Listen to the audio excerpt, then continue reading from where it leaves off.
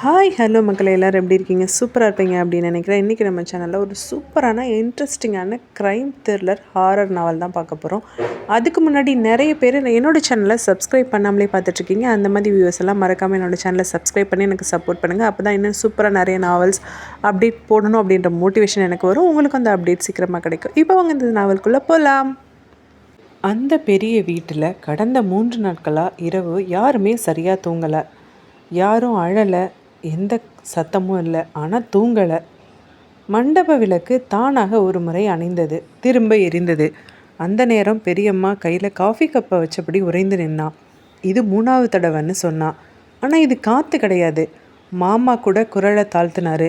நான் கூட நேற்று இரவு பின்வாசல் திறந்திருந்ததை பார்த்தேன். பயத்தில் உளர்னாரு. நான் தான் பூட்டினேன், சித்தி சொன்னான். இது ஆரம்பிச்சிடுச்சு. சாமியார் 3 நாட்களுக்கு பின்னால் வந்தார். கோவில் மண்டபம். அந்த சாமியார் நெருப்பை பார்த்தபடி அமைதியாக இருந்தா. இந்த வீடு திரும்ப அதே இடத்துக்கு போயிட்டுருக்கு, அதே மர்மத்துக்குள்ளே போயிட்டுருக்கு. இதுக்கு என்ன அர்த்தம் சாமி? மாமா கேட்க, சாமியார் மெதுவாக சொன்னார். முன்னாடி இந்த வீடு ஒரு தடவை மூச்சு விட்டது. அப்போது ஒரு சின்ன பையன் இந்த வீட்டுக்கு வந்தான்ல? சித்தி கேட்டா. சின்ன பையனா? ஆமாம். அவன் வந்த பின்னாடி தான் இந்த வீட்டில் அமானுஷ்யம் நடக்க ஆரம்பிச்சது. ஆமாம். அப்போது இப்போவும் அவனால் தானா சாமி? இல்லை, அவன் காரணமானு தெரியலை. அவன் ஏதாவது ஒரு அடையாளமாக கூட இருக்கலாம். மாமா பதறி போனார். ஐயோ சாமி, இப்போ என்ன பண்ணுறது? அந்த சின்ன பையனை திரும்ப அழையுங்க. இந்த வீடு எதுக்காக அவனை இப்போ ஏற்றுக்கொண்டதுன்னு பதில் இப்போ தான் தெரிய வரும். சாமியார் சொன்ன வார்த்தை மாமாவோட காதில் இன்னும் ஒலித்தது. மாமா அவனை கூப்பிடலாமான்னு யோசிச்சாரு. அவன்தான் கார்த்திக். அந்த வீட்டில் இருக்க வயசான பெரியம்மா சொன்னான். அப்போது அவனை வர வைக்கலாமா இங்கே? அப்போது அவனை அனுப்புனது பயத்தினால தான். ஆனால் இப்போ அவனை திரும்ப கூப்பிடுறதும் அதே பயத்தினால தான். மாமா மொபைலை எடுத்தார். நொடிகள் கழித்து, ஹலோ கார்த்திக், நான் மாமா பேசுகிறேன். ஒரு உதவிடா. என்னாச்சு? இந்த வீட்டில் சில விஷயங்கள் திரும்ப நடக்க ஆரம்பிச்சிருக்குடா. நீ ஒரு தடவை இங்கே வரணும். என்ன சொல்கிறீங்க? நான் சின்ன பையனாக இருந்தப்போ நடந்த விஷயத்துக்கு அப்புறம் தான் இப்போ திரும்ப அந்த மாதிரி நடக்குதா? ஆமாம் கார்த்திக். அப்போது நீ வந்ததுனால வீடு மாறிச்சு. இப்போ திரும்ப அதே மாதிரி இருக்குது. அதான் எங்களுக்கு ஒன்றும் புரியலை. மாமா, என்கிட்டேருந்து நீங்கள் என்ன எதிர்பார்க்குறீங்க? எனக்கு தெரியலடா. சாமியார் உன்னை வர சொன்னார். நீ வந்தேன்னா எதுக்கு ஏதாவது பதில் தெரியும்னு நினைக்கிறாரு. கார்த்திக் ஃபோனை வச்சான். ஜன்னல் வழியாக இருட்டை பார்த்தான். நான் அங்கே போகிறது அவங்களுக்கு பதிலாக இருக்குமா, இல்லை ஒரு கேள்வியாக திரும்ப போகிறானா? அதே நேரம் அந்த வீட்டோட பின்வாசல் மெல்ல திறந்தது. ஒரு பெண் குரல் ரொம்ப மெதுவாக, அவன் திரும்ப வர்றான். கார் நின்ன பின்னாடி கூட கார்த்திக் உடனே இறங்கலை. வீட்டையே பார்த்துக்கிட்டு சில நொடிகள் அசையாமல் இருந்தான். அந்த அமைதி ஒன்றும் அவனுக்கு புதுசில்லை. காருக்குள்ளே கார்த்திக் மெதுவாக ஆழமாக யோசித்தான். இந்த வாசல் நான் இதுக்கு முன்னாடி பார்க்கலன்னு யாரும் சொல்ல முடியாது. ஏன்னா நான் இங்கே வந்திருக்கேன்.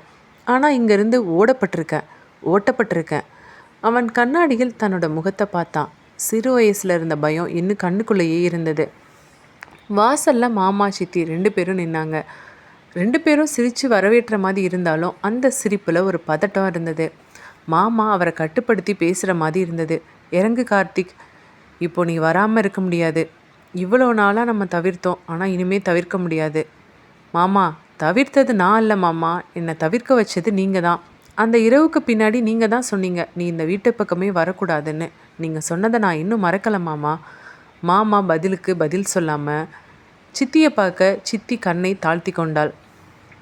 சித்தி மெல்ல தயக்கத்தோடு சொன்னான். அப்போது நீ ரொம்ப சின்ன பையன் கார்த்திக். அந்த இரவில் நடந்த விஷயங்களை நீ ரொம்ப முழுசாக புரிஞ்சிருக்க மாட்ட. கார்த்திக் கொஞ்சம் கசப்போடு சொன்னான். புரியாமல் இருக்கலாம், ஆனால் பார்க்காம இல்லை.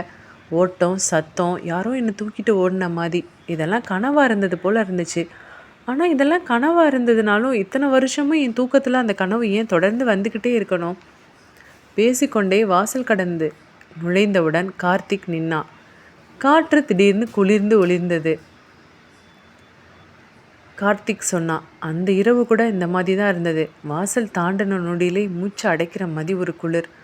மாமாவோட முகம் கொஞ்சம் கடினமானது. அந்த இரவு பற்றி நீ இப்போ பேச வேணாம் கார்த்திக், அதெல்லாம் விடு. கார்த்திக் இப்போ மாமாவை பார்த்து சொன்னான். அதனால தான் அந்த விஷயம் இன்னும் முடிக்கப்படாமல் இருக்கு மாமா. எல்லாரும் பேசாமல் இருக்கிற விஷயம் ஒரு நாள் சத்தத்தோடு பேச ஆரம்பிக்கும். மண்டபம், அந்த வீட்டோட பெரிய பழைய மண்டபம். கார்த்திக் சுவரில் இருந்த பழைய படத்துக்கு முன்னாடி போனான். ஒரு சில வினாடிகள் அதை பார்த்து கொண்டே இருந்தான். கார்த்திக் மெதுவாக சொன்னான், இந்த படம் அந்த இரவில் நான் பார்த்த ஒரே முகம் இது தான். அப்போது எனக்கு பயம் வந்தது. எல்லாரும் கத்துனதுனால இல்லை, இதே படத்தில் இருக்க உருவம் என்னை பார்த்த மாதிரி இருந்துச்சு.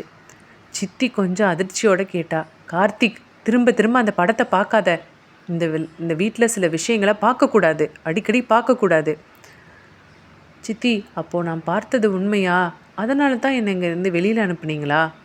அமைதியாக இருந்தாங்க. கார்த்திக் சொன்னான், எனக்கு இன்னும் கூட ஞாபகம் இருக்குது. நான் படிக்கட்டில் நின்னேன், யாரோ கீழே கத்துனாங்க. அப்புறம் ஒரு பெண்ணோட சத்தம். ஆனால் அந்த பெண்ணோட சத்தம் பயமாக இல்லை, ஏதோ அழைப்பு மாதிரி இருந்தது. சித்தியோட கண்களில் தண்ணீர் தேங்கினது. மாமா கொஞ்சம் ஆழமாக சுவாசித்தார். அந்த இரவுக்கு பின்னாடி நாங்கள் எல்லாரும் ஒரு முடிவு பண்ண கார்த்திக், நீ இனிமேல் இந்த வீட்டுக்குள்ளே வரவே கூடாதுன்னு. நீ இந்த வீட்டுக்கு திரும்ப உயிர் வர மாதிரி இருக்குது, கார்த்திக் மெல்ல சொன்னான். அப்போது இந்த வீடு இன்னும் உயிரோடு தான் இருக்கா? வீடு பதில் சொல்கிறது. அந்த நேரம் மண்டபத்துக்குள்ளே மெல்லிய காற்று, விளக்கு அசைஞ்சது. பெண் குரல் மென்மையாக உறுதியோடு இருந்தது. கார்த்திக், நீ அப்போ தயாராக இல்லை. கார்த்திக்கோட காதுகளில் அந்த பெண்ணோட குரல் கேட்டது. உறைந்து போனான். யார் அது பேசுகிறது? நான் குழந்தையாக இருந்தப்போ என் காதில் கேட்ட சத்தம் மாதிரியே இருக்குது. மாமா பதர்னாரு. என்ன சொல்கிற கார்த்திக்? உன் காதில் ஏதோ சத்தம் கேட்குதா? அதை கேட்காத, காதை மூடிக்கோ. அன்னைக்கு இரவு கார்த்திக் அந்த ரூம்குள்ளே இருக்க ஜன்னல் திறந்திருந்தது. மொபைல் திரையில் மணி 11:59. பின்வாசல் பக்கம் ஒரு மெல்லிய சத்தம், க்ரீக். ஒரு பெண் குரல், கார்த்திக், நீ இந்த தடவை பயந்து வரல, தெரிஞ்சு தானே வந்த. அதனால தான் நான் உனக்காக காத்துக்கிட்டு இருக்கேன். அந்த சத்தம் இவனோட காதுகளில் கேட்க கார்த்திக் அவனை அறியாமல் மெதுவாக சொன்னான், இந்த வீடு என்னோட நினைவுகளால் தான் இப்படி இருக்கோ?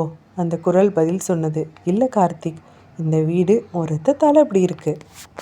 கார்த்திக் எப்படி தூங்கினான்னு தெரியல. கண் திறந்தப்போ அறையில் இன்னும் இருட்டாக தான் இருந்தது. ஜன்னல் திறந்திருந்தது. திரை மெதுவாக அசைஞ்சது. கார்த்திக் மெதுவாக தனக்குள்ளேயே கேட்டுக்கிட்டான், இது கனவா இல்லை உண்மையா? என்ன நடந்தாலும் இந்த வீட்டில் ஏதோ ஒரு மர்மம் இருக்குன்னு மட்டும் தெரியுது. அவன் படுக்கையிலிருந்து எழுந்து உக்காந்தான். கால்களை கீழே வச்ச நொடியில் அப்படி ஒரு குளிர். மொபைல் திரை ஒளிர்ந்தது. மணி 2:17 AM. கார்த்திக், இந்த நேரத்தில் என்ன சத்தம் வெளியில் கேட்குற மாதிரி இருக்குது? யார் வெளியில் இருப்பாங்க? கார்த்திக் கதவை திறந்தான். மேல் மாடியில் விளக்கு எரியலை. கீழே மண்டபத்தில் மங்கலான ஒளி. இவன் ஒரு படி இறங்கினான், இன்னொரு படி இறங்கினான். அதே நேரம் டக் டக்குன்னு ஒரு சத்தம். கார்த்திக் நின்னான். யாராவது இருக்கீங்களா? பதில் இல்லை. டக் டக். இந்த முறை சத்தம் தெளிவாக கேட்டது. சத்தம் பின்வாசல் பக்கம்தான் வந்தது. அவன் மெதுவாக நடந்தான். மூச்சு தடுக்கிற மாதிரி இருந்தது. பின்வாசல் பக்கத்தில் வேலைக்காரன் ரங்கா. அவன் தரையில் விழுந்திருந்தான். கைகள் விரிந்தபடி, கண்ணு திறந்திருந்தது. கார்த்திக் பதறினா. குரல் உடைஞ்சு போனது. ரங்காண்ணா, ரங்காண்ணா, என்னாச்சு உங்களுக்கு? அவன் பக்கத்தில் குனிஞ்சான். உடலை அசைச்சான். எந்த அசைவும் இல்லை. கார்த்திக் கழுத்தை பார்த்தான். வெளிப்படையான காயம் இல்லை, ஆனால் அழுத்தம் இருந்தது. கார்த்திக் கொஞ்சம் பின்வாங்கி, இது ஆக்சிடெண்ட் இல்லை, யாரோ ரங்காண்ணாவை கொலை பண்ணியிருக்காங்க. அவன் யோசித்து முடிக்கிறதுக்குள்ளே கத்த ஆரம்பிச்சிட்டான். மாமா வாங்க, இங்கே யாராவது வாங்க. எல்லாரும் ஓடி வந்தாங்க. சித்தி ரங்காவை பார்த்தவுடன் கத்துனா, ஐயோ எப்படி நடந்தது இது? மாமா அதிர்ச்சியோட ஆனால் கட்டுப்பாடோட, யாரும் பக்கத்தில் போகாதீங்க.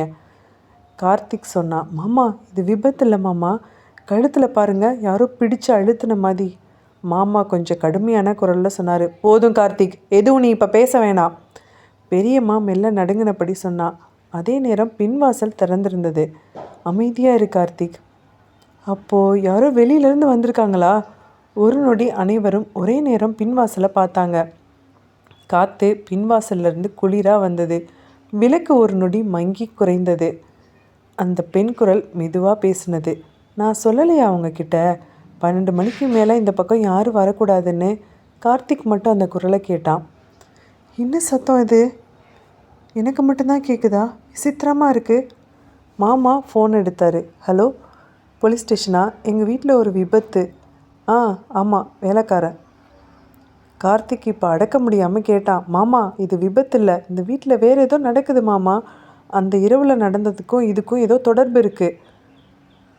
கார்த்திக், உன்னோட நினைவுகள் உன்னை பயமுறுத்துது. அதுக்காக எல்லாத்தையும் இந்த வீட்டு மேலே பழி போடாத. ஏதோ ஒரு சில விஷயங்கள் நடந்தது தான், இயற்கையாக நடந்ததுக்கெல்லாம் எல்லாத்துக்கும் அந்த வீட்டு மேலே பழி போடாத. இங்கே நடக்கிற மர்மத்துக்கும் இவனோட சாவுக்கும் ஒரு காரணமும் இல்லை. சில நேரத்துக்கு பின்னாடி போலீஸ் வந்தாங்க. எஸ்ஐ கேட்டார், உடம்பு எங்கே இருக்குது? பின்வாசல். எஸ்ஐ ரங்காவை பார்த்தாரு, கழுத்தை கவனிச்சார். வெளிப்படையாக காயம் இல்லை, ஆனால் அழுத்தம் இருக்குது சார், கார்த்திக் சொன்னான். எஸ்ஐ கார்த்திக்கை பார்த்தாரு. நீங்கள் யார் இந்த வீட்டுக்கு? நான் அந்த வீட்டு சொந்தக்கார பையன். அதனால தான் சொல்கிறேன், இது சும்மா நடந்தது கிடையாது தம்பி. போஸ்ட்மார்ட்டம் பண்ணணும். இப்போ வரைக்கும் ஆக்சிடென்ட்டுன்னு தான் எழுதுகிறோம். கார்த்திக் கொஞ்சம் அதிர்ச்சியானா, இது எப்படி விபத்தாகும்? நைட்டு நேரம் கீழே விழுந்து கூட இருந்திருக்கலாம்ல. நீங்கள் ஒன்றும் பயப்படாதீங்க தம்பி. போலீஸ் போன பின்னாடி அந்த வீடு அமைதியாக இருந்தது. அந்த அமைதியில் ஒரு பெண் குரல் உரிமையோட, நீ பார்த்தது எல்லாம் சரிதான் கார்த்திக், ஆனால் மற்றவங்களோட கண்ணுக்கு தான் அது தெரியாது.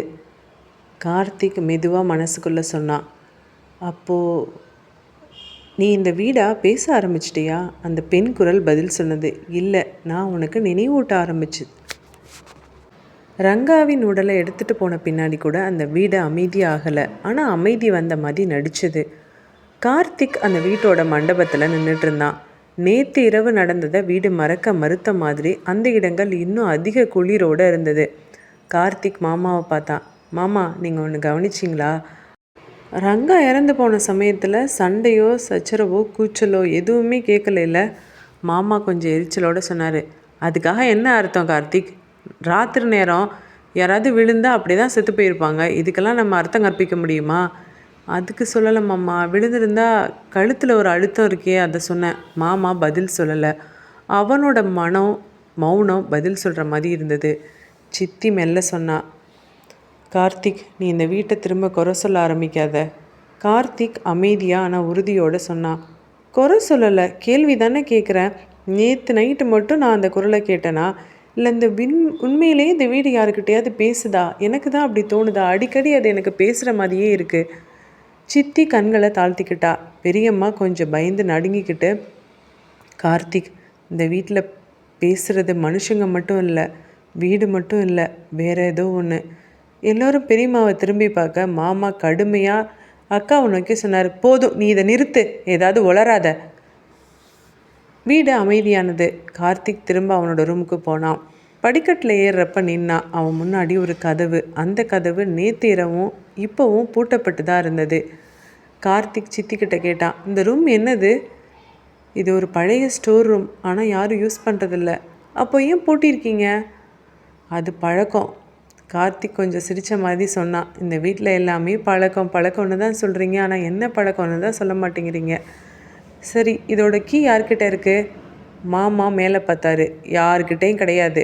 அப்போ பூட்டு எப்படி போட்டிருக்கு? மௌனமாக இருந்தார். அந்த நேரம் கதவுக்குள்ளே இருந்து ஒரு மெல்லிய சத்தம். டக்குன்னு சத்தம் கேட்க எல்லாரும் உறைஞ்சி போனாங்க. சித்தியோட குரல் நடுங்குச்சு. உங்களுக்கு யாருக்காவது அந்த சத்தம் கேட்டுச்சா? ஆமாம் சித்தி, அந்த ரூமில் இருந்தால் சத்தம் கேட்டுச்சு. அந்த ரூமில் யாரோ இருக்காங்கன்னு நினைக்கிறேன். இப்போது ஒரு பெண் குரல். நீ இப்போ தானே இந்த சத்தத்தை கேட்குற? கார்த்திக்கு மட்டும் அந்த சத்தம் கேட்டது. கார்த்திக் மாமாவை நோக்கி திரும்பினா.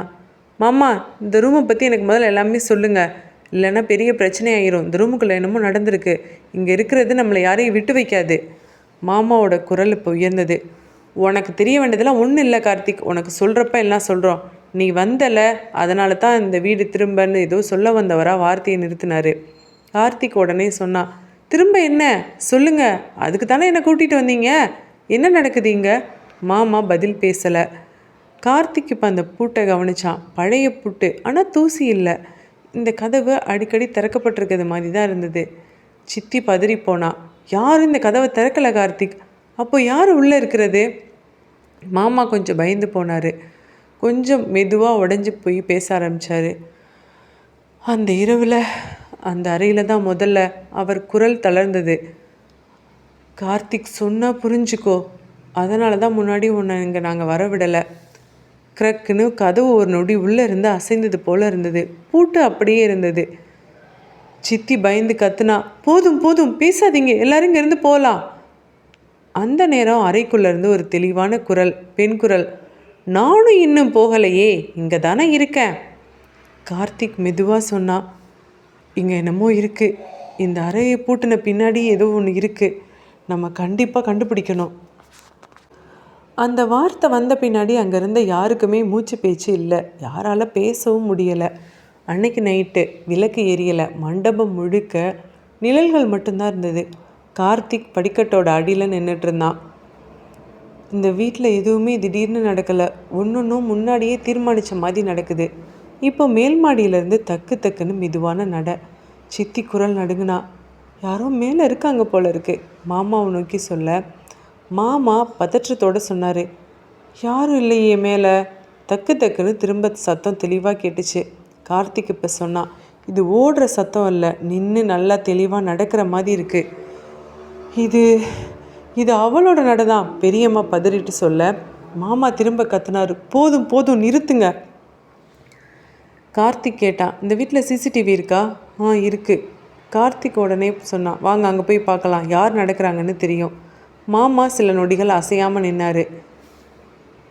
நீங்கள் அந்த இடத்த பார்க்க விரும்பலை, சிசிடிவியில் யார் நடக்கிறாங்கன்னு பார்க்க விரும்பலைன்னு தெரியுது, அதனால தான் எனக்கு இன்னும் சந்தேகமாக இருக்குது. மாமா குரலை தாழ்த்தி பேசினார். சில விஷயங்கள் கேமராவிலே பதியாது கார்த்திக். இப்போ சிசிடிவி ரூமில் திரை ஆன் பண்ண, மண்டபம் எம்டியாக இருந்தது, பின் வாசல் க்ளோஸ்டாக இருந்தது, படிக்கட்டு எம்டியாக இருந்தது. Playback 12:03 AM. திரையில் ஒரு பெண்ணோட நிழல் மேல் மாடி வழியாக மெல்ல நடக்குது. முகம் தெரியல, ஆனால் நட. கார்த்திக் அந்த பெண்ணை பார்த்து மூச்சை அடக்கி, ஓ, இந்த நடையை பார்த்தா இந்த வீட்டுக்கு புதுசான ஒருத்தவங்க நடக்கிற மாதிரி இல்லை, அவங்க இந்த வீட்டிலையே வாழ்ந்த மாதிரி இருக்குது. சித்தி கார்த்திக் சொன்னதை கேட்டு அழுதபடி சொன்னா, ஆமாம் கார்த்திக், அவன் விருந்தாளி கிடையாது. அப்போது யார் அது? இந்த வீடு அவளை அங்கீகரித்த மாதிரி இருக்குது. மாமா மெதுவாக சொன்னார், அவள் இந்த வீட்டை நடத்த ஆரம்பித்த பின்னாடி தான் அதெல்லாமே நடந்தது. என்ன தான் நடந்தது? மாமா திரும்பி பார்த்தாரு. ஒன்றும் இல்லை. அந்த நேரம் சிசிடிவி ஸ்க்ரீன் ஃப்ளிக்கர் ஆனது. ஒரு ஃப்ரேம் ஃப்ரீஸ் ஆனது. பழைய ஓவியத்தின் முன்னாடி போய் அந்த நிழல் நின்னது. குரல் ரொம்ப தெளிவாக, பெண் குரல், நான் இந்த வீட்டுக்கு விருந்தாளி கிடையாது, நான் இந்த வீட்டோட எஜமானி. கார்த்திக் மெதுவாக சொன்னான், அவங்க யாரோ பழி வாங்குற மாதிரி தெரியுது. வீட்டுக்குள்ளே காற்று ஒரே மாதிரி மூச்சு விட்டது. மண்டபத்தில் அமைதி இருந்தது. ஆனால் அந்த அமைதி ரொம்ப சாதாரணமாக இல்லை, அது யாரோ பேசக்கூடாத விஷயத்தை மூடி வச்ச மாதிரி இருந்தது. கார்த்திக் மண்டபத்தில் தான் நின்றுட்டு இருந்தான். சுவரில் தொங்கி இருந்த பழைய கடிகாரம் மெதுவாக ஒலித்தது. Tick tick. அவன் அந்த ஒலியை கேட்டுக்கிட்டே மாமாவை பார்த்தான். மாமா, ஒரு விஷயம் உங்ககிட்ட கேட்கணும். நான் சின்ன பையனாக இருந்தப்போ இந்த வீட்டுக்கு வந்ததுக்கப்புறம் ஏன் எல்லாரும் பயந்த மாதிரியே இருந்தீங்க? மாமா ஒரு நொடி பதில் சொல்லலை. அவரோட பார்வை தரையை தொட்டது. மாமா சொல்லுங்கள் மாமா, ப்ளீஸ். மாமா மெதுவாக வார்த்தைகளை தேர்ந்தெடுத்து சொல்ல ஆரம்பித்தார். அப்போது சில விஷயங்கள் நடக்க ஆரம்பிச்சது கார்த்திக். என்ன விஷயம் மாமா? மாமா பதில் சொல்கிறதுக்கு முன்னாடியே சித்தி இடையில பேசினா. சித்தியோட குரல் நடுங்கி இருந்தது. கார்த்திக், நீ வந்த முதல் நாளே இந்த வீடு அமைதியாக இல்லை. அதாவது என்ன சொல்ல வரீங்க? ஆமாம் கார்த்திக், நீ சாப்பிட்ட உடனே உன்னோட தட்டு தானாக கீழே விழுந்தது. அதுக்கப்புறம் அந்த தட்டை கூட நாங்கள் யாருமே தொடலை. பெரியம்மா மிரட்சியோட சொன்னான். அன்னைக்கு இரவு மண்டப விளக்கு 3 தடவை தானாக அணைஞ்சு எரிஞ்சது. அதுக்காக தான் என்ன நீங்கள் இங்கேருந்து அனுப்புனீங்களா? இல்லை, அப்படின்னு முடிவெடுத்தது அதனால் மட்டும் இல்லை. சித்தி மெதுவாக சொன்னான். நீ படிக்கட்டில் நின்னப்போ யாரோ உன் பின்னாடி நின்ன மாதிரி எங்களுக்கு தோணுச்சு. கார்த்திக் உறைஞ்சு போனான். ஆமாம், எனக்கு கூட அப்படி தான் தோணுச்சு. சித்தி பதில் சொல்லலை. அவளோட கண்கள் மட்டும் கண்ணீர் நிரம்பி இருந்தது. மாமா இப்போ பேசினார். அப்போது தான் எங்களுக்கெல்லாம் பயம் வந்துச்சு. இந்த பையன் வந்த நாள்லேருந்து ஏன் இப்படி ஆகுதுன்னு. கார்த்திக் மெதுவாக கேட்டான். அப்போது நீங்கள் என்ன நினச்சிங்க? மாமா நேராக பார்த்தா உறுதியாக சொன்னார். ஒரு விஷயம் மட்டும் நிச்சயமாக தெரிஞ்சது கார்த்திக். என்னது? நீ நாகவல்லியோட பையன் இல்லைன்னு எங்களுக்கு தெரிஞ்சது. ஆமாம், அது சத்தியமாக. அந்த இரவில் குழந்தை பிறந்ததுக்கான எந்த சத்தமோ ரத்தமோ எங்களுக்கு தெரியலை. என்ன சொல்கிறீங்க? எனக்கு புரியலை. நீங்கள் என்ன பார்த்தீங்க? என்ன பயந்தீங்க? நீ அவளோட மகன் இல்லைன்னு நாங்கள் நம்பினோம். ஆனால் நீ வந்தா அவள் உயிர் எடுக்கிறா அப்படின்னு எங்களுக்கு தோணுச்சு. அந்த நொடியில் மண்டபத்தோட காற்று சுற்றுனது. திரை அசைந்தது. ஒரு பெண் குரல் மெதுவாக கேட்டது. அவர்கள் உண்மையை தேடலை கார்த்திக், அவங்க பயத்தை தான் தேடினாங்க. கார்த்திக் மட்டும் இந்த சத்தத்தை கேட்டான். மேலே சொல்லுங்க, நீங்கள் என்ன பண்ணீங்க? மாமா ஆழமாக சுவாசிச்சாரு. அந்த இரவில் உன்னை தூக்கிட்டு இந்த வீட்டை விட்டே வெளியில் அனுப்பிட்டோம். ஏன்னா நீங்கள் இருந்தால் இந்த வீடு திரும்ப மூச்சு விடும், நிறைய அமானுஷ்யங்களுக்கு உட்படும். கார்த்திக் மெதுவாக சொன்னான். அதுக்கப்புறம் நான் போனதுனால வீடு அமைதியாக இருந்துச்சா? ஆனால் நான் திரும்பி வந்ததுனால இப்போ திரும்ப மூச்சு விடுதுன்னு சொல்கிறீங்களா? மண்டபத்தில் காற்று மெதுவாக ஒரு மூச்சு விட்டது.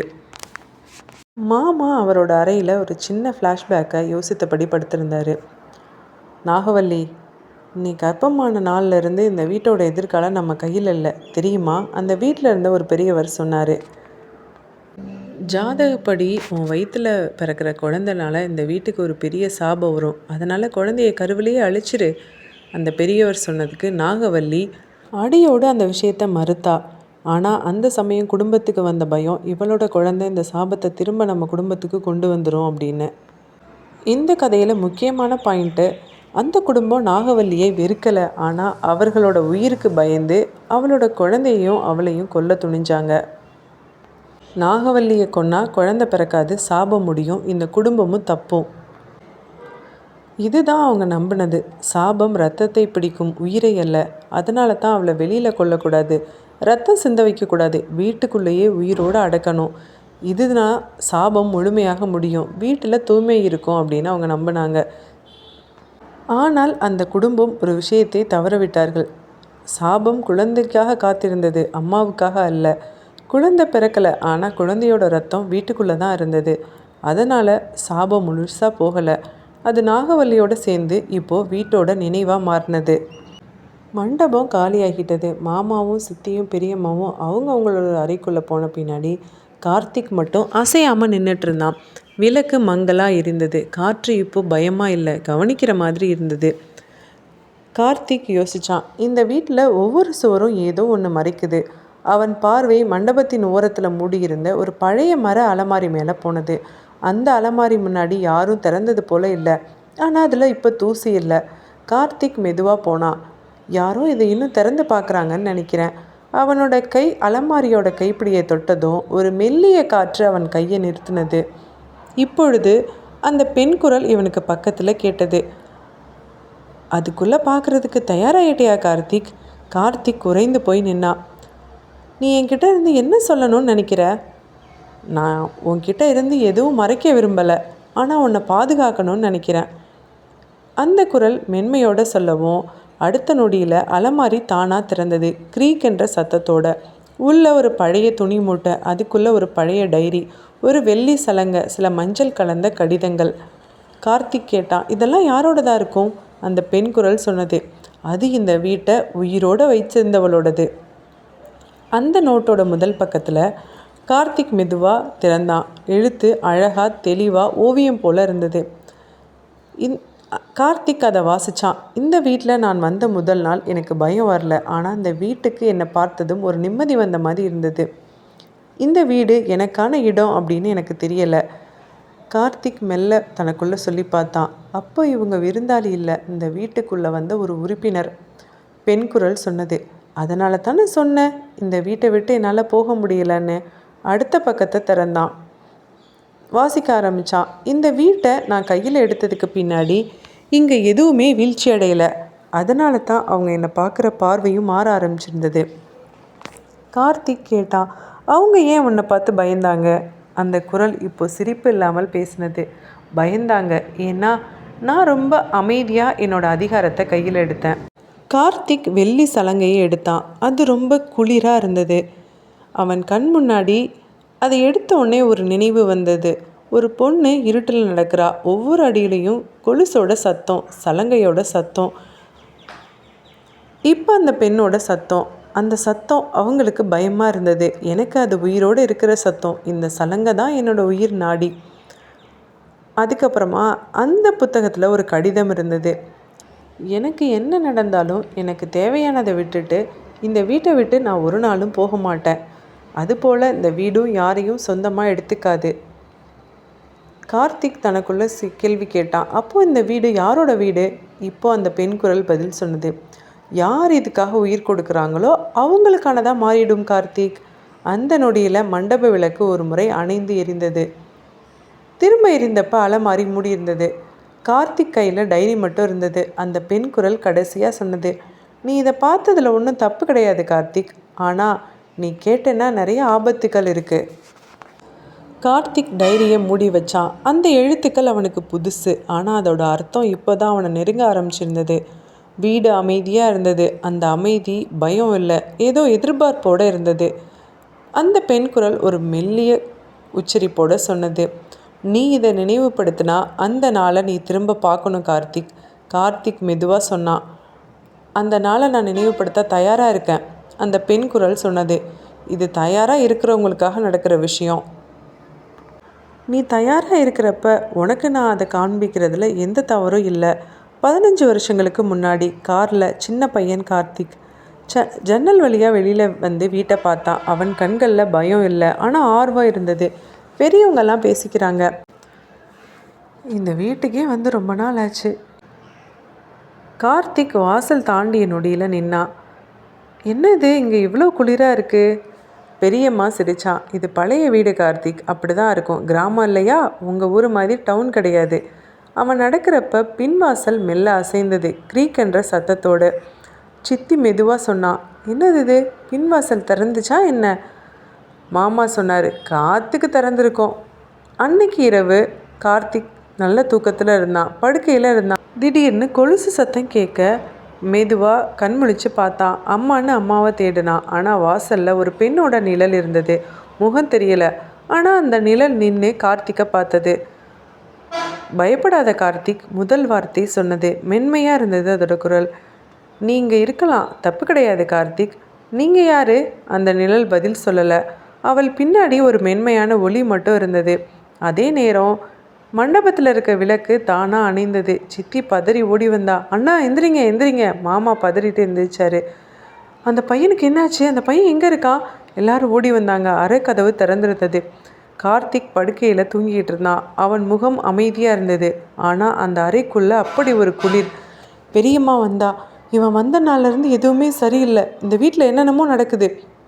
மாமா அதட்டினாரு, தேவையில்லாமல் எதுவும் பேசாத. அடுத்த நாள் அவன் காலையிலேயே அந்த குடும்பத்தை வெளியில் அனுப்புனாங்க. சின்ன பையன் கார்த்திக் மாமா கிட்ட திரும்பி கேட்டான், நான் திரும்ப வரலாமா மாமா? மாமா அதுக்கு பதில் எதுவுமே சொல்லலை. கார்த்திக் இப்பொழுது அந்த நினைவிலிருந்து வெளியில் வந்தான். அந்த பெண் குரல் சொன்னது, அந்த நாளில் அவங்க உன்னை பார்த்து பயந்தாங்க கார்த்திக், இப்போ அவங்க உண்மையை பார்த்து பயப்பட போகிறாங்க. அப்போது அதுக்கெல்லாம் நான் என்ன காரணமாவேன்? நீ காரணம் இல்லை கார்த்திக், நீ ஒரு தொடக்கம். அந்த வீடு மெல்ல மூச்சு விட ஆரம்பித்தது. மழை சின்னதாக தூர ஆரம்பிச்சிருந்தது. மண்டபத்தின் கதவு மெல்ல டக்குன்னு ஒழிச்சது. வாசலில் கார்த்திக் திரும்பி பார்த்தான். வாசல் பக்கத்தில் ஒரு உருவம், அழுக்கு வேட்டி, சாம்பல் பூசிய உடம்பு, கண்ணில் ஒரு விசித்திரமான அமைதி.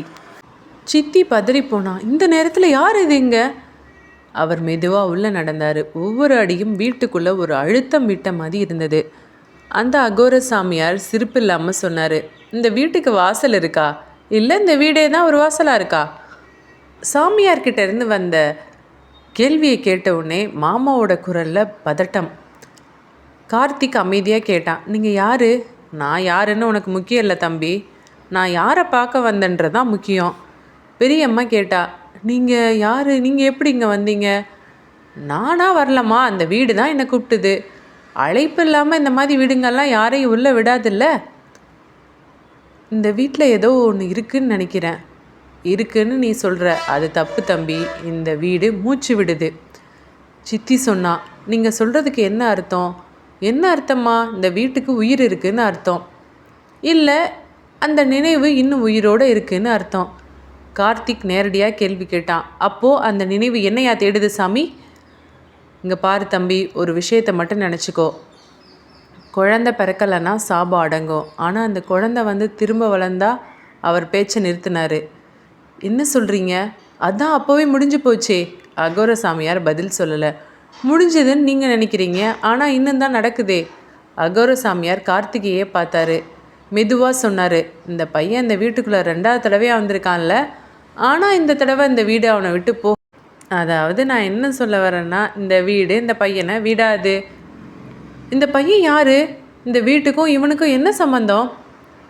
நான் யாருன்னு சொல்ல மாட்டேன், ஆனால் இவனை யாரோ தேடுறாங்கன்னு எனக்கு தெரியும். இப்போது மென்மையான அந்த பெண் குரல் அகோர சாமியாரோட காதில் விழுந்தது. நீ யாருக்கும் எதுவும் சொல்லாத அகோரா. அகோரா தலையசைச்சாரு. சுவரை நோக்கி பேசினார். அந்த சுவர், அங்கே ஒரு உடம்பு. போதும் போதும் சாமி, நிறுத்துங்க, கண்டபடி பேசி உளராதீங்க. அகோர சாமியார் இப்போ வாசலுக்கு திரும்பினார். ஒரு முடிவு வரப்போகுதுன்னு நினைக்கிறேன். அது பலியோடு வரும்னு நினைக்கிறேன், இல்லை தேர்வோடையும் வரலாம். சொன்னபடியே நடந்து போயிட்டாரு. வாசல் மூடப்பட்டது. மண்டபத்தில் ஒரு நீண்ட அமைதி. கார்த்திக் மெதுவாக கேட்டான். அவர் அந்த சுவரில் என்ன பார்த்தாரு? பெண் குரல் ரகசியமாக கார்த்திக்கோட காதில் சொன்னது. நீ என்ன இழந்தன்னு அவருக்கு தெரியும். வீடு மெல்ல ஒரு பெரிய ஆழ்ந்த மூச்சை விட்டது. கார்த்திக்கு ஒரு சந்தேகம் இருந்தது. நம்ம காதில் கேட்குற அந்த பெண் குரல் நம்மளோட ஹாலுசினேஷனா என்னன்னே புரியலையே. குரல் பற்றின சந்தேகம் கார்த்திக்கு ரொம்ப நாளாகவே இருந்தது. அகோர சாமியார் வந்துட்டு போன பின்னாடியும் அந்த வீடு அமைதியாக இல்லை, ஆனால் அமைதியாக இருந்தது. கொஞ்சம் பதுங்கி இருந்த மாதிரி இருந்தது. அன்னைக்கு சாயந்தரம் கார் சத்தம். கார்த்திக் வாசலை திரும்பி பார்த்தான். கார்லேருந்து மித்ரா இறங்கினான். கார்த்திக் அதிர்ச்சியோட மித்ராவை பார்த்தான். இந்த குழப்பமான சூழலில் இவ எப்படி வந்தா? என்னன்னா இப்படி பேயை பார்த்த மாதிரி ஆன்னு பார்த்துட்டு இருக்க? அப்பா அம்மா தான் என்னை அனுப்புனாங்க, நீங்கள் தனியாக இருக்கன்னு சொல்லி. இப்போது மாமாவோட முகம் உறைஞ்சி போனது. ஒரு நொடி கடினமானது. இவளை யார் இங்கே கூப்பிட்டது? கார்த்திக் உடனே நிறுத்தினான். ஏன்? அவன் என் தங்கச்சி, என் கூட தான் இருக்கணும். மித்ரா வாசல் தாண்டிய நொடியில் அந்த வீடு திரும்ப மூச்சு விட்டது. விளக்கு மெல்ல ஒரு முறை மங்கினது. அண்ணா, இந்த வீட்டில் ஏதோ அசௌகரியமாக நான் ஃபீல் பண்ணுறேன். ஆமாம் மித்ரா, வந்ததுலேருந்து எனக்கும் அதே ஃபீல் தான். ஆனால் நீ இருக்கிறதுனால இப்போ கொஞ்சம் எனக்கு நிம்மதியாக இருக்குது. மித்ரா பழைய ஓவியத்தின் முன்னாடி நின்னா. அந்த பொண்ணை பார்த்தா. நாகவல்லி. இந்த பொண்ணு இவங்களை எங்கேயோ பார்த்த மாதிரி இருக்குது. ஆமாம், எனக்கும் அப்படி தான் இருந்தது. உனக்கு எப்படி பார்த்த மாதிரி இருக்குது? தெரியலண்ணா, ஆனால் இங்கே பாரு, இந்த ஃபோட்டோவை பார்த்தா இவங்க என்னை பார்த்து சிரித்த மாதிரி கூட தோணுது. ஏதாவது உளராத மித்ரா. கார்த்திக் அவளை சமாதானப்படுத்தினான். திரை அசைஞ்சது. அதே நேரம் அந்த பெண் குரல் கேட்டது. நீ இங்கே வந்துட்ட, அதுவும் அவன் கூடவே வந்துட்ட. மித்ராவுக்கும் அந்த குரல் கேட்க தலையை பிடிச்சிக்கிட்டா.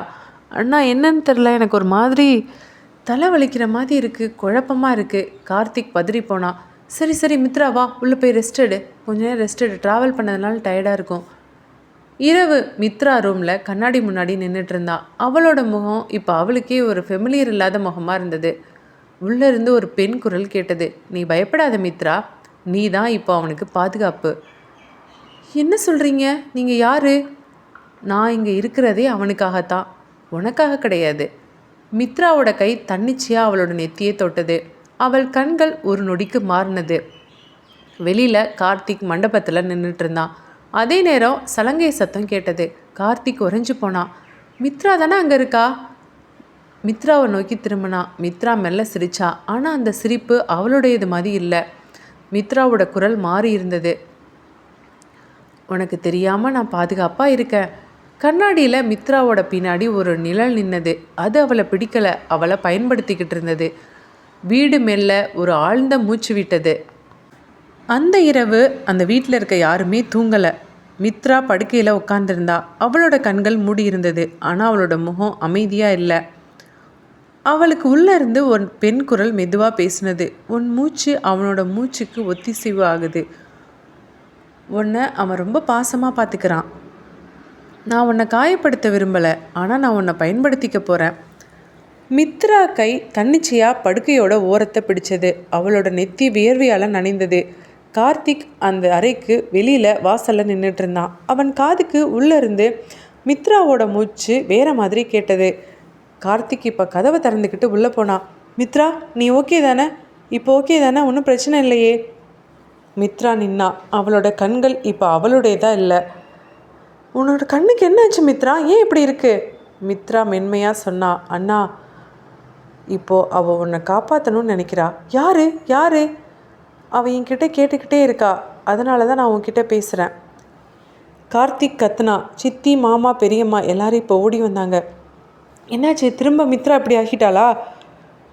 நீங்கள் தானே என்ன கொன்னீங்க? மித்ரா அவங்கள நோக்கி திரும்ப.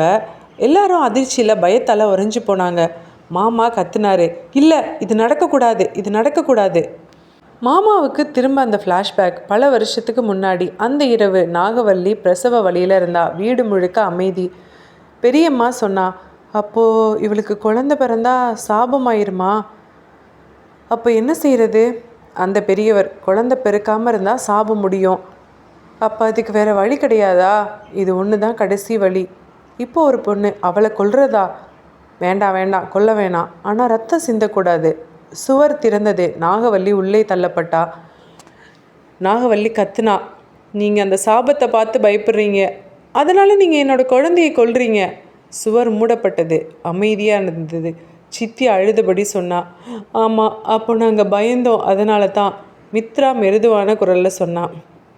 பயம், அந்த பயம்தான் இப்போ என்னையும் இங்கே வரவழைச்சிருக்கு. இப்போ இந்த பயமே உண்மையும் வெளியில் கொண்டு வரும். விசித்திரமாக பேசினா மித்ரா. இந்த சாபம் யாருக்காக? கார்த்திக் மித்ரா உடம்புல இருந்த நாகவல்லியோட நோக்கி கேள்வி எழுப்புனா. அதுக்கு நேரம் வரணும், சொன்னால் நீ உடஞ்சி போயிடுவா கார்த்திக். மித்ரா திடீர்னு மயங்கி விழுந்தா. கார்த்திக் அவளை பிடிச்சிக்கிட்டான். அவனோட காதில் நாகவல்லியோட குரல் மெதுவாக சொன்னது, நீ தப்பாக வந்தவன் இல்லை கார்த்திக், நீ தான் முடிக்க வந்தவன். வீடு ஒரே நேரம் மூச்சை நிறுத்தியது. மித்ரா மயங்கி விழுந்ததும் வீட்டுக்குள்ளே ஒரே குழப்பம். சித்தி அழுதா. மாமா உறைந்து நின்றார். பெரியம்மா பதட்டத்தில் இருந்தாங்க. கார்த்திக் மட்டும் அவளை பிடிச்சிக்கிட்டு ஒரு கேள்வியோடு இருந்தான். இப்போது மித்ரா படுக்கையில் படுத்திருந்தா. மூச்சு இருக்குது, ஆனால் அவள் முகத்தில் அவள் இல்லாத மாதிரி வேறு ஏதோ ஒன்று இருந்தது. கார்த்திக் ரொம்ப அமைதியாக ஆனால் ரொம்ப வலியோடு பேசினா. மித்ரா, நீ என்னோடய தங்கச்சி. உனக்கு இந்த வீட்டில் ஒன்றும் ஆகக்கூடாது. என்னால் உனக்கு எந்த ஆபத்தும் வரக்கூடாது. என்னால் தான் உனக்கு பிரச்சனை அப்படின்னா அந்த பிரச்சனைக்கு காரணமாக இருக்கிற என்ன எடுத்துக்கட்டும், உன்னை யாரும் பழிவாங்க வேண்டாம். மித்ரா படுக்கையில் படுத்திருந்தா. அவள் மூச்சு சீராக இருந்தாலும் அவளோட முகம் சீராக இல்லை. கார்த்திக் படுக்கையோட ஓரத்தில் உட்காந்துருந்தான். நீ எப்போ பார்த்தாலும் என்னை அண்ணா அண்ணான்னு சொல்லிக்கிட்டே இருப்பேன். உனக்கு சின்ன காயம் வந்தால் கூட நான் தாங்க மாட்டேன் மித்ரா. இந்த வீட்டில் எதுவும் நடக்குது, ஆனால் அது என்ன எடுத்துக்கட்டும், சொல்லிக்கிட்டே இருக்க. மித்ராவோட கை மெல்ல அசைந்தது. சித்தி பதறி போனா. டாக்டருக்கு ஃபோன் பண்ணலாமா?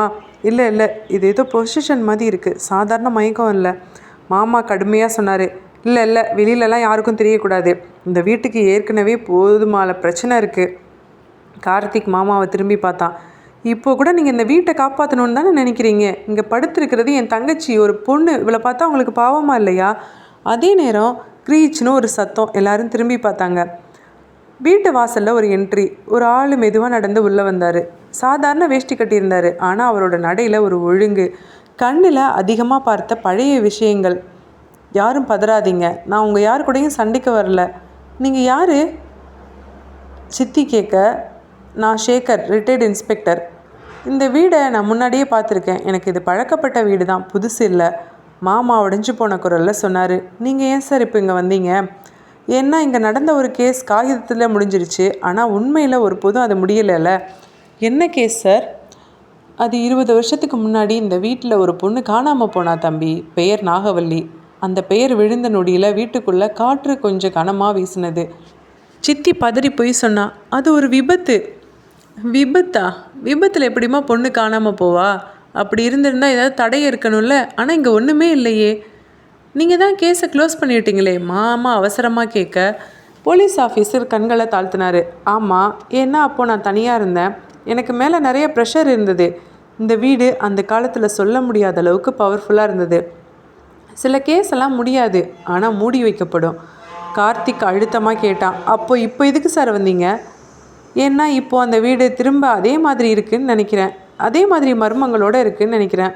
ஒரு வேலைக்காரன் ரங்காவோட மரணம், ஒரு பொண்ணு இப்போ மயங்கி போய் கிடக்கிறா. பழைய அதே அட்மாஸ்பியர். சேகர் மித்ராவை பார்த்தாரு. அவள் முகத்தை ஒரு நொடி கவனிச்சார். அந்த நாளில் நான் பார்த்த பொண்ணும் இதே மாதிரி தான் இருந்தா. என்ன மாதிரி? உடம்பு இங்கே, ஆனால் அவள் பார்வை வேறு இடத்துல. வீட்டுக்குள்ளே காற்று வீசினது.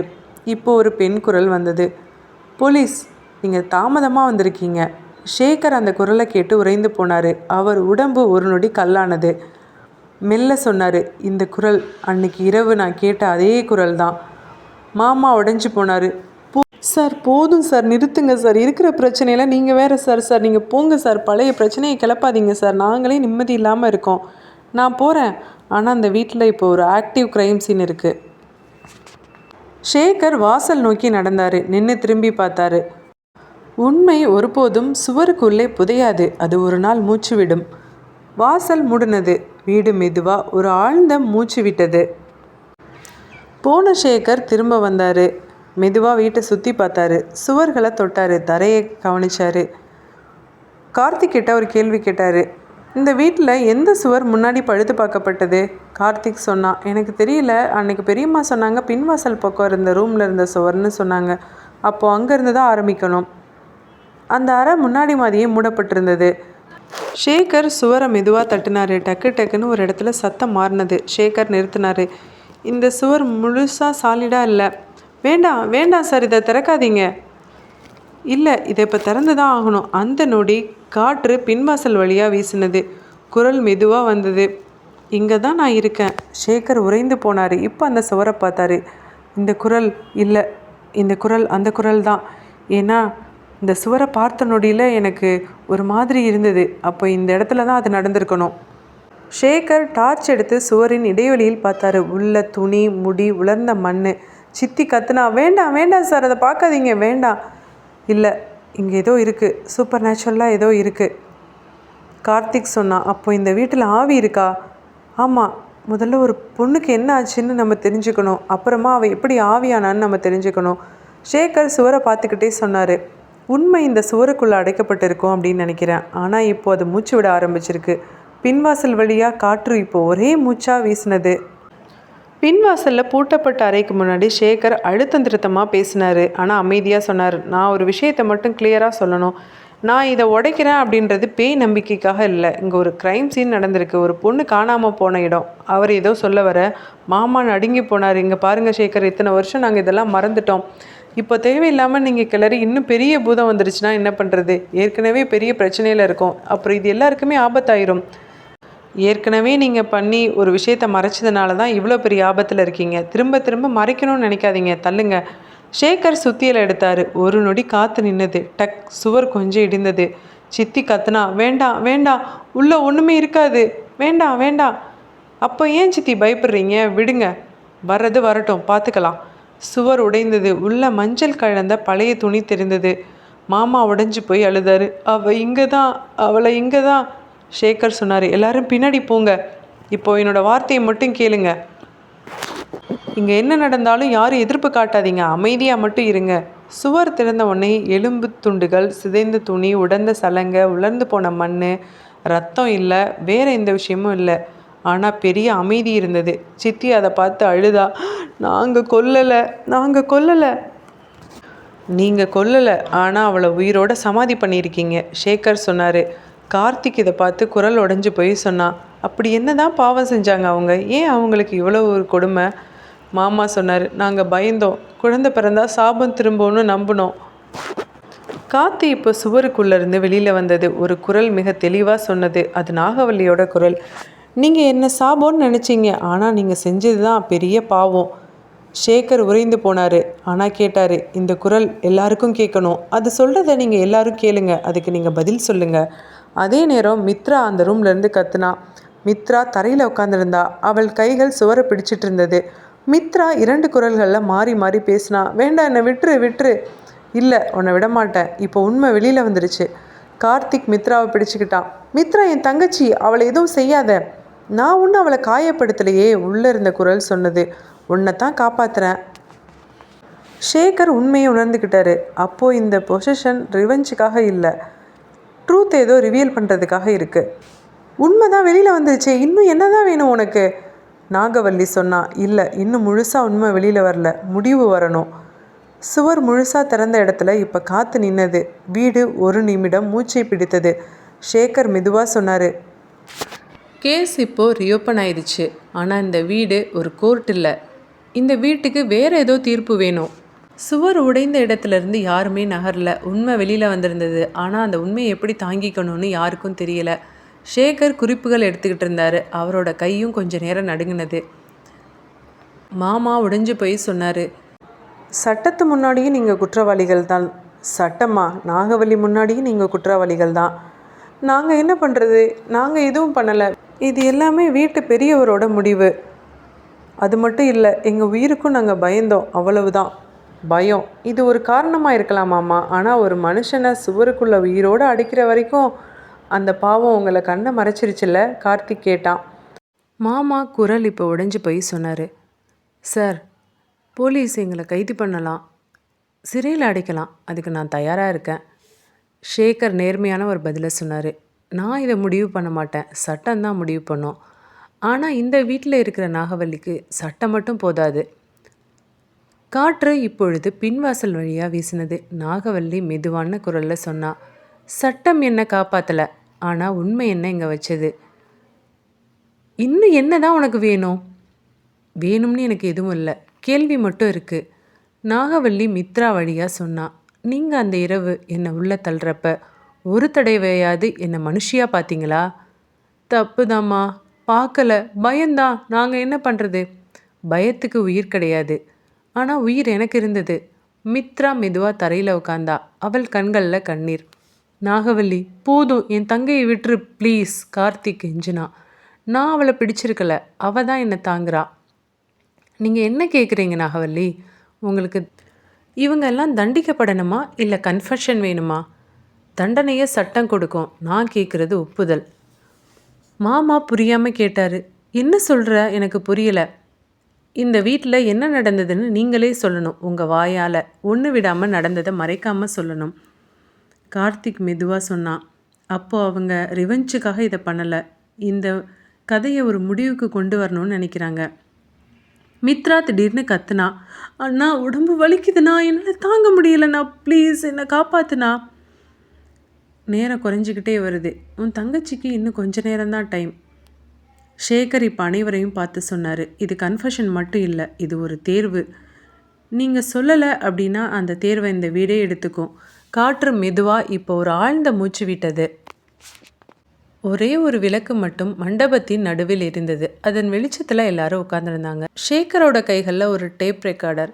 ஷேகர் அமைதியாக சொன்னார், நீங்கள் சொல்கிறது எல்லாமே இதில் ரெக்கார்ட் ஆகும்.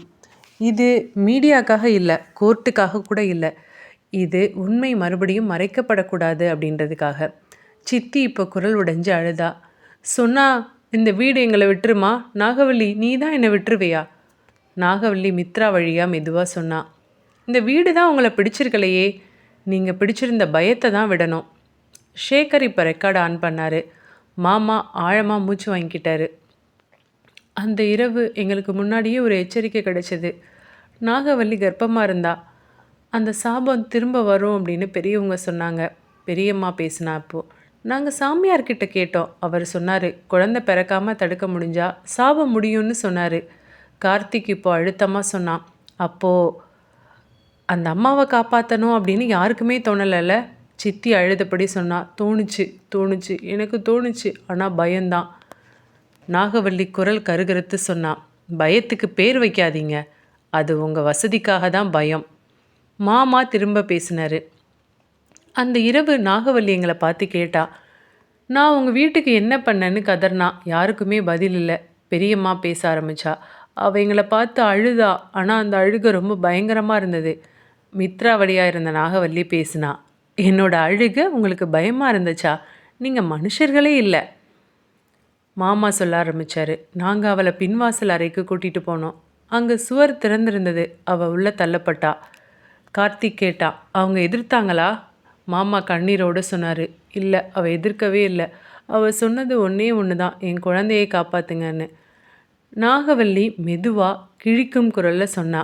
அந்த வார்த்தையை தான் யாருமே கேட்கலையே. மித்ரா திடீர்னு நின்னா. அவள் குரல் நடுங்கினது. அண்ணா, என்னால் மூச்சு விட முடியலண்ணா. இன்னும் கொஞ்ச நேரம்தான், உன் தங்கச்சியை நான் சீக்கிரமாக விட்டுருவேன். ஷேகர் கேட்டார். நீங்கள் சொல்லுங்கள் நாகவல்லி, என்ன பண்ணணும் உங்களுக்கு? இந்த வீட்டை யாருமே மறுபடியும் உரிமைன்னு சொல்லக்கூடாது. இது என்னை கொன்று புதைச்ச இடம். அப்போது நாங்கள் எங்கே போகிறது? சித்தி அழுதபடி கேட்டா. உயிரோடு இருக்கிறவங்களுக்கு எங்கே போகிறது அப்படின்னு தெரியாதா? போகிறதுக்கு 1008 வழி இருக்குது.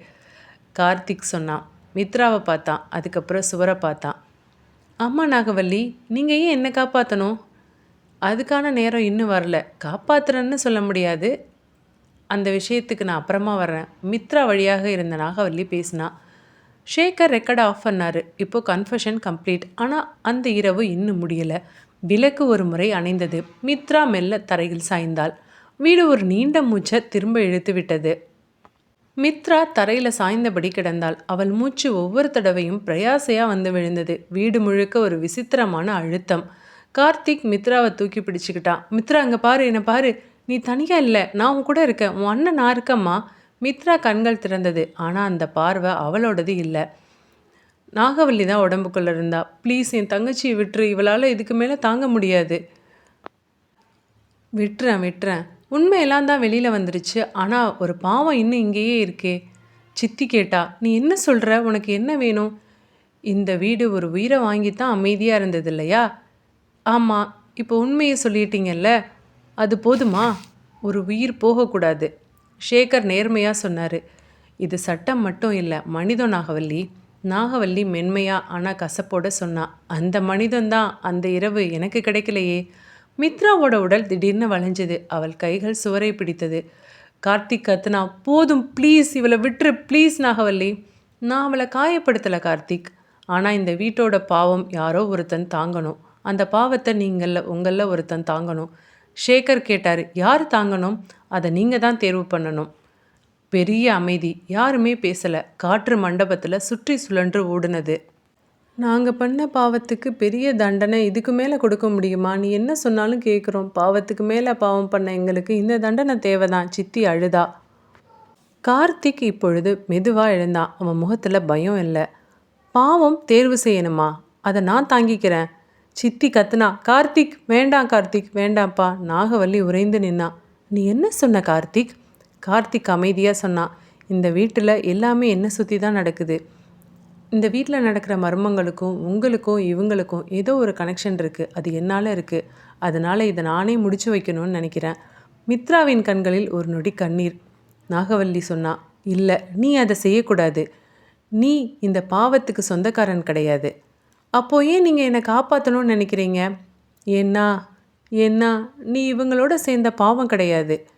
வீடு ஒரே ஒரு தடவை குலுங்குனது. சுவர் விரிசல் விட்டது. மித்ரா ஒரு பெரிய மூச்சு வாங்கினா. நாகவல்லி மித்ரா வழியாக மென்மையாக பேசினா. முடிவு இன்னும் வரலை. ஆனால் நேரம் கிட்ட வந்துருச்சு. கார்த்திக் சுவரை பார்த்தான். அவனுக்குள்ள ஒரு உண்மை அசைந்தது. வீடு இப்போ மெல்ல மூச்சை பிடித்து இழுத்தது. தேவையானவர்கள் பேசினால் சுவர் பதில் சொல்லும் அப்படின்ற மாதிரி அந்த சுவர் அமைதியாக இருந்தது. மண்டபம் அதிகாலை. வெளிச்சம் மெல்ல ஜன்னல் வழியாக உள்ளே வந்தது. இரவு முழுக்க யாருமே தூங்கலை. கார்த்திக் தனக்குள்ளே பேசிக்கிட்டான். என்னால் ஒன்றுமே புரிஞ்சிக்க முடியல. எல்லாமே என்னை சுற்றி தான் நடக்குது. ஷேகர் அமைதியாக இருந்தார். ஒரு கேள்வி கேட்கலாமா கார்த்திக்? சொல்லுங்கள். நீ இந்த வீட்டுக்கு முதன்முறையாக வந்தப்போ உனக்கு வயசு என்ன? கார்த்திக் யோசிச்சான். ஒரு 6 வயசு 5 வயசு 6 வயசு இருக்குன்னு நினைக்கிறேன். ஷேகர் தொடர்ந்து கேட்டார். அப்போது இந்த வீட்டில் முதன்முறையாக அசாதாரணம் நடந்ததில்ல? அது கோயின்சிடென்ஸ் மாதிரி தெரியலை. சித்தி உடனே சொன்னா. நீங்கள் என்ன சார் சொல்ல வர்றீங்க? எங்களுக்கு ஒன்றுமே புரியலை. ஷேகர் அழுத்தமாக சொன்னார். நான் சொல்ல வர்றதில்ல, இந்த வீடு அவனை அடையாளம் கண்ட மாதிரி இருக்குது. காற்று கார்த்திக்கின் பக்கத்தில் சுழன்றது. நாகவல்லி மென்மையாக சொன்னா. இவன் இந்த வீட்டோட பாவம் இல்லை. கார்த்திக் திரும்பி பார்த்தான். ஏன் என்னோட விஷயத்தில் மட்டும் ரொம்ப உறுதியாக இருக்கீங்க? மித்ரா வடிவத்தில் இருந்த நாகவல்லி பேச ஆரம்பிச்சா. சில விஷயங்கள் சொல்லப்படாமல் இருந்தால் தான் நல்லது. ஷேகர் சொன்னார். ஒரு கேஸ் ரீஓப்பன் பண்ணும்போது நான் ஃபைல்ஸ் பார்த்தேன். அந்த காலத்தில் அது ஒரு குழந்தைப்பட்டிருந்த என்ட்ரி இருந்தது. சித்தி கேட்டா, என்னது குழந்தையா? ஆமாம், அது இன்கம்ப்ளீட்டாக இருந்தது. குழந்தை பிறந்துச்சா? இல்லையே, அப்படி எதுவும் நடக்க வாய்ப்பில்லையே. அப்படின்னா அந்த குழந்தை யார்? கார்த்திக் ஆர்வமாக கேட்டான். அதுக்கு ஒரே ஒரு க்ளூ இருக்குது. ஷேகர் சொன்னார். அந்த குழந்தை இந்த வீட்டை விட்டு போயிடுச்சு. எல்லாருமே அமைதியாக இருந்தாங்க. இதை கேட்ட பின்னாடி மித்ரா இப்போ மெல்ல கண் திறந்தா. பலவீனமாக பேசினா. அண்ணா, இரு, நான் உன் கூட தான் இருக்கேன். அண்ணா, அவள் எனக்குள்ளே இருக்கிறப்ப எனக்கு ஒரு உணர்வு தோணுதுண்ணா. அவள் உன்னை பார்க்குறப்ப மட்டும் அவளோட முகம் மாறுது. அப்படியா? உன்னால் உணர முடிஞ்சுதா? ஆமாண்ணா, உன்னை பார்க்குறப்ப அவர் ஒரு பாதுகாப்பாக உன்னை பார்க்குறா. கார்த்திக் இப்போ அவனோட கையை அவனே பார்த்தான். அது கொஞ்சம் நடுக்கம் கொடுத்தது. அப்போ நான் யாரு? நாகவல்லி சொன்னா. நீ முடிவுக்கு வர வேண்டியவன் கார்த்திக். வீடு ஒரு நீண்ட மூச்சு வெளியே விட்டது. சுவரில் ஒரு விரிசல் மெதுவாக ஓடுனது. ஷேகர் மெதுவாக சொன்னார். இன்னொரு இரவு வந்துருச்சு. அதுக்குள்ளே எல்லாமே முடிவாயிரும். கார்த்திக் சுவரை பார்த்துக்கிட்டே நின்னான். அவனுக்குள்ள ஒரு உண்மை அழுத்தமாக தட்ட ஆரம்பிச்சது. இப்போ அந்த வீடு திரும்ப மூச்சை பிடித்தது. அன்னைக்கு இரவு அந்த வீட்டுக்கு வந்த வெளிச்சம் நிம்மதியை கொண்டு வரல. மண்டபத்தின் நடுவில் அந்த உடைந்த சுவர். யாரும் அதை மூட முயற்சி பண்ணலை. மறைக்க வேண்டிய காலம் முடிஞ்சிருந்தது. கார்த்திக் மெல்ல சொன்னான், எனக்கு ஒரு விஷயம் மட்டும் தெரிஞ்சுக்கணும். நான் இங்கே வந்ததுனால யாராவது பாதிக்கப்பட்டாங்களா? ஷேகர் சொன்னார், அப்படி இல்லை, நீ வந்ததுனால தான் மறைந்திருந்தது வெளியே வந்தது. காற்று கார்த்திக்கு பக்கத்தில் மெல்ல சுழன்றது. அது பயமாக இல்லை, அது ஒரு அங்கீகாரத்தை உணர்த்தினது. நாகவல்லி மெதுவாக பேசினா, நீ உள்ளே வந்த நாளில் இந்த வீடு என்னோட ஞாபகத்தை திரும்ப கொடுத்தது. சித்தி சொன்னான், அப்போ இவன்தான். ஷேகர் உடனே சொன்னார், இல்லை இல்லை, நிறுத்துங்க. எதையும் நீங்கள் சொல்லாதீங்க. சில உண்மைகள் சொல்லப்படாமல் இருக்கணும், அதுதான் நல்லது. மித்ரா மெதுவாக எழுந்து நின்னா. அவள் கண்கள் முதல் முறையாக அவளாக இருந்தா. மித்ரா அண்ணனை நோக்கி சொன்னா, அண்ணா, அவள் உன்னைத்தான் தேடுறா. உன்னோட அன்பும் அரவணைப்பும் அவளுக்கு தேவைப்படுது. உன்னை ஏக்கத்தோடு பார்க்குறா அண்ணா. கார்த்திக் இப்பொழுது அதை கேட்டவுடன் உடைந்த சுவரை நோக்கி நடந்தான். யாருமே அவனை தடுக்கலை. சித்தி மட்டும் சொன்னான், ஐயோ, கார்த்திக்கு ஒன்றும் ஆகக்கூடாது. நாகவல்லி சொன்னா, அவனுக்கு ஒன்றும் ஆகாது. அவன் நீங்கள் பண்ண பாவம் கிடையாது. கார்த்திக் உடைந்த சுவரின் முன்னாடி போய் நின்னான். அவன் கையை உள்ளே நீட்டினான். அந்த சுவரும் வீடும் மூச்சு வாங்குவதை நிறுத்தி கொண்டது. அப்படி ஒரு அமைதி அங்கீகரிப்பது போல நின்றது. அந்த இரவு அந்த வீடு முழுசாக அமைதியாக இருந்தது. பயம் இல்லை, காற்று இல்லை. அது விடைபெறும் அமைதி போல இருந்தது. பின்வாசல் கதவு மெல்ல தானாக திறந்தது. அதுக்கு அப்பால் ஒளியும் இல்லை, இருட்டும் இல்லை, வேறொரு உலகம் போல இருந்தது. மித்ராவின் உடல் இப்போ மெல்ல தளர்ந்தது. அவள் தரையில் உட்கார்ந்தா. அவள் விடுபட்டாள். அந்த இடத்துல நாகவல்லி முழு உருவத்தோடு நின்னா. நிழலா இல்லை, ஆவியா இல்லை, ஒரு அம்மாவா நின்னா. நாகவல்லி குரல் நடுங்கி அன்போட கூப்பிட்டா, கார்த்திக். அந்த பெயர் யாரும் இது வரைக்கும் இவ்வளவு அன்போட கார்த்திகை அழைத்ததில்லை. நீங்கள் எப்படி என்ன? நான் உன்னை ஒவ்வொரு நாளும் எதிர்பார்த்து காத்துட்ருந்தேன் கார்த்திக். உன்னோட முதல் அழுகை எனக்கு கேட்கல, உன்னோட முதல் நடையை நான் பார்க்கல. ஆனால் உன் மூச்சு எப்போதும் எனக்கு தெரியும். அந்த மூச்சு மட்டும்தான் எனக்கு தெரியும். சித்தி அழுதா, அப்போ இவன் உன் பையன்தானா? நாகவல்லி அமைதியாக திரும்பினா. அதான் நான் சொன்னேன்ல, இவன் உங்கள் கூட்டத்தோடு சேர்ந்த பாவம் கிடையாதுன்னு. அவன் என்னோட உயிர். பின்வாசலுக்குள் மெல்ல ஒரு ஒளி மாறினது. ஒரு மென்மையான காற்று உள்ளே இழுத்தது. நாகவல்லி கார்த்திக்கிடம் சொன்னான், இந்த வீட்டை இன்னும் ஒரு உயிர் பிடிச்சிருக்கு. அந்த உயிர் நான் போகணும். கார்த்திக் உடைந்து போனா. நீ போனால் இந்த வீடு என்ன ஆகும்மா? நான் போயிட்டேன்னா அந்த வீடு அமைதியாக இருக்கும் கார்த்திக். ஆனால் நான் தனியாக போகிறதுக்கு எனக்கு விருப்பம் இல்லை. கார்த்திக் மூச்சு அடக்குனா. ஏம்மா? ஒரு அம்மா எப்படி தன்னோட மகனை தனியாக விட்டுட்டு போவா? உன்னை நான் என் கூடயே வச்சு பார்க்கணுன்னு ஆசைப்பட்றேன் கார்த்திக். மித்ரா சொன்னா, வேண்டாண்ணா, நீங்கள் போகாதீங்கண்ணா, வேண்டாண்ணா. கார்த்திக் எல்லாரையும் திரும்பி பார்த்தான். நீங்கள் எல்லாரும் உயிரோடு இருக்கணும். அது மட்டும் இல்லை, இந்த வீடு இன்னொரு உயிரை எடுக்கக்கூடாது. என்னோடய அம்மாவோடு நான் இருக்கணும். ஷேகர் உடைஞ்சு போன குரலில் சொன்னார். கார்த்திக், வேண்டாம் கார்த்திக். நாகவல்லி கூட சொன்னா, கார்த்திக், நீ என் கூட வர்றதும் வராததும் உன்னோட விருப்பம், சட்டம் கிடையாது. கார்த்திக் சிரிச்சான். சட்டம் இல்லாமா, இது தீர்ப்பு. நாகவல்லி கார்த்திக்கு பக்கத்தில் வந்தா. அவள் கை மெதுவாக அவனோட தலையை தொட்டு பார்த்தது. நாகவல்லி மெதுவாக சொன்னா, கார்த்திக், நீ எனக்காக இதை செய்ய வேண்டாம். இல்லைம்மா, நான் உனக்காகவும் செய்யலை, யாருக்காகவும் செய்யலை. நான் எனக்காக தாம்மா செய்கிறேன். நான் உன் கூட இருக்கிறதான் பிறந்தேன் போலம்மா. அதுக்காக தான் நான் அந்த உலகத்தில் உயிரோடு ஜனித்தம் போலம்மா. நான் உன்னோட இருக்கதாம்மா பிறந்தேன். இப்போதாம்மா அதுக்கான நேரம் வந்திருக்கு. கார்த்திக் ஒரு தடவை கடைசியாக திரும்பி பார்த்தான். இந்த வீட்டில் இனிமேல் யாரும் பயப்பட வேண்டாம். அம்மா, நம்ம போகலாமா? நாகவல்லி அழுதபடி சிரித்தா. வா கண்ணா. இருவரும் பின்வாசலுக்குள் நுழைந்தார்கள். பின்வாசல் மெல்ல மூடினது. ஒரே ஒரு சலங்க சத்தம் கிளிங்குன்னு கேட்டது. அதுக்கப்புறம் அமைதி. மித்ரா தரையில் உட்காந்து அழுதா. ஆனால் அந்த அழுகையில் பயம் இல்லை. வீடு முதல் முறையாக மூச்சு விட்டது. ஆனால் இந்த முறை வலி இல்லாமல். இதுவே அதோட கடைசி மூச்சு. பல வருடங்கள் கழித்து, 30 வருஷம் கழித்து அந்த ஊருக்கு மித்ரா வந்தா. அந்த ஊரில் அந்த வீடு இருந்ததுக்கான அடையாளமே இப்போ இல்லை. மண், கற்கள், முள். யாருமே அங்கே வீடு இருந்ததுக்கான அடையாளத்தை இப்போ கூட சொல்ல முடியாது. மித்ரா அந்த இடத்துக்கு வெளியில் நின்னா. கையில் ஒரு பழைய சலங்கை. அவள் கண்கள் அந்த இடத்த தேடினது. மித்ராவுடைய மகன் உமாசங்கருக்கு அந்த ஊருக்கு பக்கத்தில் தான் பெண் பார்த்துருந்தாங்க. அந்த வழியில் போகிறப்ப மித்ரா காரை நிறுத்தி அந்த இடத்த பார்த்தா. அந்த இடத்துல இறங்கி அண்ணான்னு சொன்னா. அண்ணா, இங்கே தானே நீ என்னை விட்டு போன. அவள் கண்ணீர் மண்ணில் விழுந்தது. அந்த நேரம் ஒரு மென்மையான காற்று அந்த இடத்துல சுற்றுனது. மித்ரா தலையை உயர்த்தினா. அண்ணா, நீங்கள் இந்த இடத்துல இருக்கீங்கன்னு நான் தெரிஞ்சுக்கிட்டேன். நீங்கள் எங்கவும் போகலை அப்படின்னு தெரிஞ்சுக்கிட்டேன். நான் நினைக்கிறப்பெல்லாம் நீங்கள் வருவீங்கல்ல. அவள் கண்களை மூடுனா. கார்த்திக் அவளை கூப்பிட்டது போல ஒரு நினைவு. மித்ரா அவள் கண்கள் திறந்து திடீர்னு பார்த்தா. அண்ணா, நீங்கள் எங்கேயா இருக்கீங்க? அந்த இடத்துல மண்ணுக்குள்ள ஒரு சிறிய விரிசல். அதிலிருந்து கிளிங்னு ஒரு சலங்கை சத்தம். அவள் கையை மண்ணுக்கு மேலே வச்சா. அந்த இடம் சூடாக இல்லை, குளிராக இருந்தது. மூச்சு விடுற மாதிரி இருந்தது.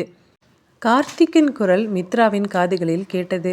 வீடு இடிஞ்சு போனது மித்ரா, ஆனால் வாசல் இன்னும் இங்கேயே தான் இருக்குது. மித்ரா அழுதா. அதுக்கப்புறம் சிரிச்சா. அண்ணா, நீங்கள் திரும்ப வருவீங்களா? இல்லை, ஆனால் நான் காத்துக்கிட்டு இருக்கேன். காற்று ஒரு கடைசி தடவை அந்த இடத்த சுற்றினது. மித்ரா திரும்பி நடந்தா.